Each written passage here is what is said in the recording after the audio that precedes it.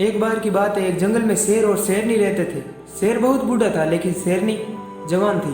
शेर ने कहा, अब मैं बहुत बूढ़ा हो चुका हूँ, अब मेरे जीवन का कोई भरोसा नहीं, मैं कभी भी इस जीवन को त्याग सकता हूँ, इसलिए मैं बाहर भ्रमण के लिए जा रहा हूँ। तुम मेरा 3 दिन तक इंतजार करना, अगर मैं 3 दिन में वापस नहीं आया तो तुम दूसरी शादी भी कर सकती हो। अगर मैं 3 दिन में वापस आ गया तो तुम और हम दोनों साथ में रहेंगे। ये से कहकर बूढ़ा शेर वहाँ से चला गया।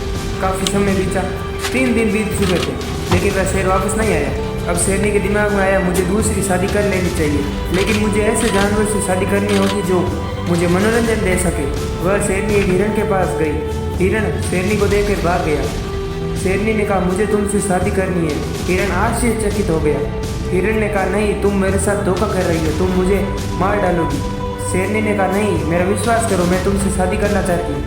हिरण ने एक उपाय बताया कि तुम और मैं दोनों कुश्ती आएंगे, जो भी लड़ाई में जीतेगा, अगर मैं जीत गया तो शादी कर लूँगा, अगर मैं हार गया तो मैं भाग जाऊँगा।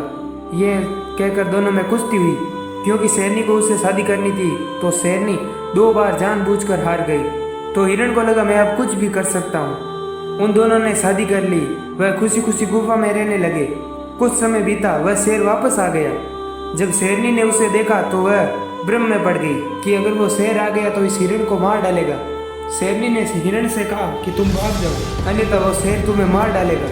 हिरण ने कहा, नहीं, मैं तुम्हें हरा सकता हूँ, तो वह शेर क्या चीज़ है। शेरनी ने कहा, नहीं, मैं तो तुमसे शादी करने के लिए जानबूझकर हरी थी।